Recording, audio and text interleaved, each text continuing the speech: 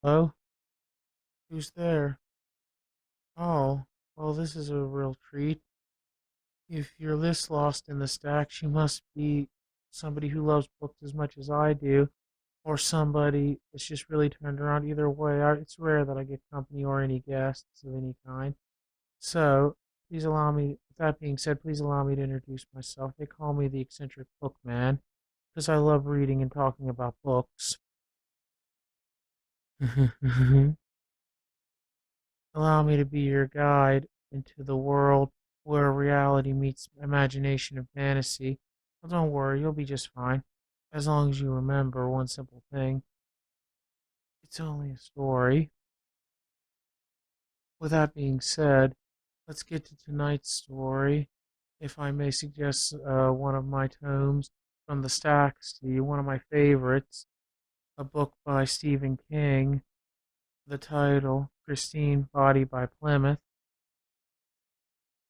Sold by Satan.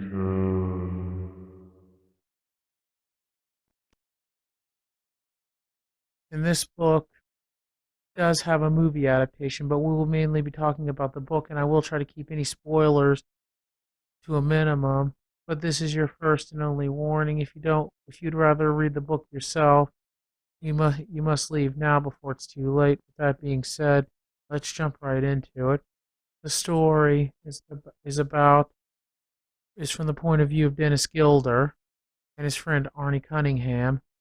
They've been friends since they were kids and did everything together, but one day when they're driving home from school, Arnie catches sight of a Plymouth Fury. It should be noted that Dennis in the movie drives a Dodge Charger. In the book, he drives a Plymouth Duster. And on the way home, Arnie sees, as I said, a Plymouth Fury parked in the driveway of an old house, and they go and Arnie pushes Dennis to go back, and he ends up purchasing from and Arnie ends up purchasing the car from the original owner, Mr. Roland D. LeBay, a very shifty character, and then takes it home. Understandably, his parents are not pleased, but can't really stop him as Arnie's dead set on this. Dennis even telling them that he tried to talk him out of it, and Arnie being one of the unpopular kids, and Dennis being one of the jocks, you know, but Dennis, still being a friend to Arnie, still tries to warn him that he gets a bad vibe from the car, but Arnie won't listen. After a long drug out argument with his parents, Michael and Regina Cunningham, he takes the car to Darnell's garage to fix it up and repair it. Not long after this, they find out LeBay passed away, and Arnie's behavior starts drastically changing, starts becoming more like a different person. Don't we all at that age? But this is more, but this is more of a pronounced change. The way he stops ceases to be Arnie Cunningham, and starts becoming somebody else, much older than himself. He starts dating Lee Cabot, of which Dennis had a major crush on, and Arnie's almost like rubbing it in Dennis's face, even going to the point of bringing Lee to a game and flaunting their making out in front of him, which causes him to sustain an injury that forces him to quit football. And even despite Arnie's relationship with Lee, when Arnie's attack, even despite Arnie's relationship with Lee, Dennis still comes to Arnie's rescue when he's attacked by the school bullies, Buddy Repperton, Don Vandenberg, Richard Chelani, and Moochie Walsh. After the fight's all said and done, Buddy Repperton gets expelled from school for carrying a switchblade onto school property and vows revenge against Arnie. A little later, Arnie gets into another fight with Buddy at Darnell's, and this time beats Buddy into his place, becoming Darnell's new best friend. The book alludes to Buddy being like Darnell's errand boy, driving stuff from point A to point B. But after the show, uh, but after the show in the garage, Arnie becomes Darnell's number one guy. And this fight was all started because Repperton made some damage to Christine while Arnie was repairing it. Arnie's eventually caught transporting stuff for Will Darnell and is facing charges,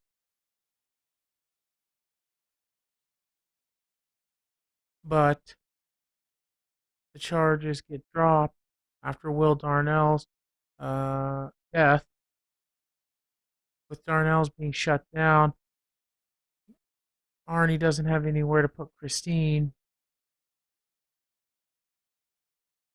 so his father, Michael, since his mother Regina doesn't want the car at home, comes up with a solution to park Christine in an airport private parking lot.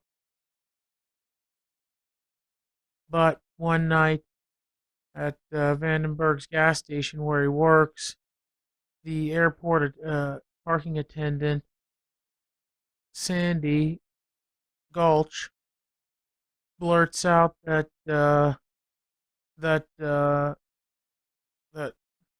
Arnie's keeping his car in the airport parking lot, and Repperton uses this as an excuse to get even with Arnie for whom he believes got him expelled from school. Like the Switchblade didn't do that on its own. Then they break in using Gulch's help and destroys the car. This is different in the movie, whereas Christine's tore up in Darnell's garage. This time it's tore up at the airport parking lot. And afterwards, Arnie proceeds to react in a similar way that he did in the movie, leading to his breakup with Lee Cabot. And it's also worth noting that Darnell was killed by being crushed to death inside Christine. In the book, he's killed in his home.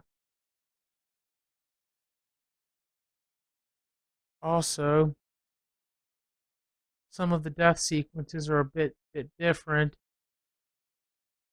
whereas in the movie, Vandenberg, Chelani, and Repperton are killed all together, but in the book, they are actually killed somewhat separately.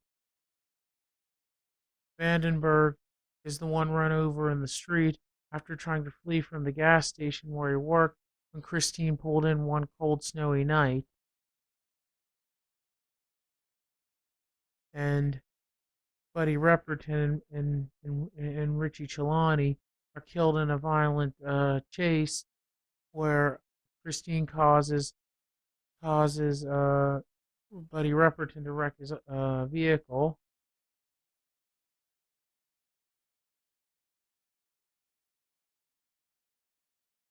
And this goes on every time one of the murders occurs. Arnie's is out of town. Arnie goes out of town to give to get to have an alibi, and LeBay leaves Arnie's body to commit the murders. As I said, this is more of a possession street possession story, whereas in the books it's depicted. Sorry, whereas in the movie it's depicted that Christine has an evil life of its own. Eventually, it's revealed that Roland D. LeBay took over Arnie's body, and while all this was going on, uh, Dennis and Arnie earlier in the book go to LeBay's graveside funeral and meet his brother George LeBay, and George at his motel room before leaving town tells Dennis a story of their family history.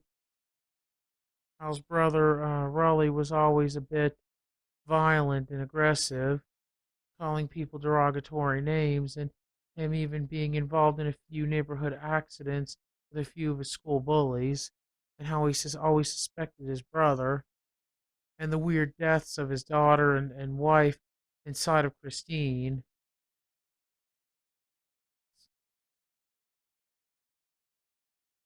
Dennis finally puts it all together and makes a plan with Lee to destroy Christine, but you know, but Arnie or LeBay or however you want to say it finds out that Lee and Dennis are are together and mistakes them for being together. At this point, at this point they were together, but they were more concerned about trying to save Arnie. Arnie peeled rubber out of the parking lot when he caught sight of Dennis climbing back into his car with Lee, and flew into a rage, almost hitting Dennis on the way out. Dennis barely missing Christine's front grill, and Lee being utterly terrified because the face she claimed behind Christine's wheel was not that of Arnie Cunningham, but but an old man's rotted, decrepit face. Finally revealing that LeBay has taken over Arnie's body, and Arnie is not Arnie anymore. Whereas in this movie, it was depicted as Arnie just being under Christine's spell, wanting Lee only for her body, but using Christine in every other sense of a relationship. In the end, Dennis and Lee concoct a plan to trap Christine inside of Darnell's garage and finish it once and for all. They suspected because, unlike the movie, the murders just happen, but in the book, every time a murder occurs, Arnie's always seen going out of town, so there's no way the police can pin a murder on him. And the final showdown at Darnell's goes down pretty much like the movie, with them crushing Christine with a bulldozer. But unlike the movie, whereas Arnie died when he flew out of the Christine's windshield, you know, the book is a bit different in the way that after they crushed Christine in the car, couldn't come after him anymore. LeBay tried a last ditch attempt to jump back into Arnie's body, but Arnie fought him off, or tried to fight him off, and and in retaliation, he caused Arnie's mother to to lose control of the vehicle, killing both Arnie and his mother Regina. Also, they found out earlier that night his father Michael was run over by a car. It's hinted, I think, to be Christine, but I don't know if it ever really says. And in the end, the book is from Dennis's point of view. He sees Arnie one last time in the hospital after everything is said and done, giving the impression that Arnie's free. Dennis was Dennis was was barely awoke, but he said but he from his point of view he states that he saw Arnie and he thanked him one last time before disappearing.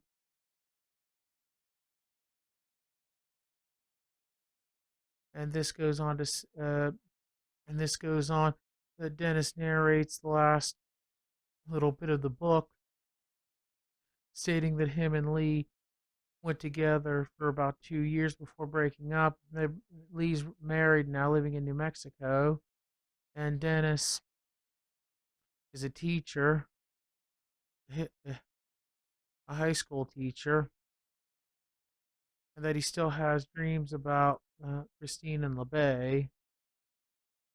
But the most upsetting part is a story he read in the paper that at Sandy Gulch was ran over working in a movie theater,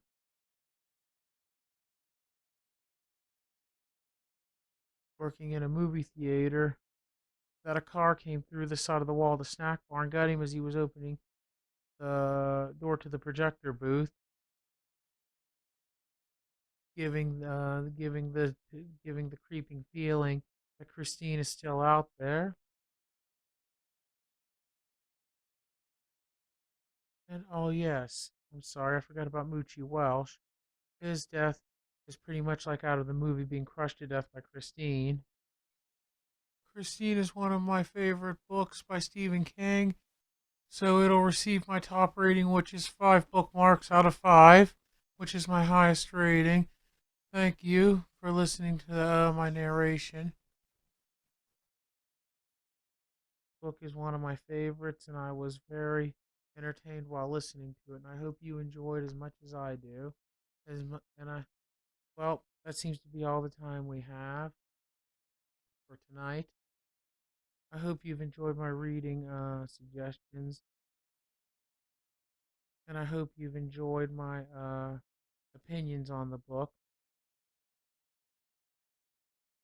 As far as how to get out of here, just follow the stacks in a straight line until you reach the end until you reach the end and come to the front desk, or maybe the night librarian will come. Oh, sorry, will come to collect you. I wonder if it's one of his good nights. And one more thing: be safe driving home. You never know what kind of drivers are on the road today, especially if they're dead or not.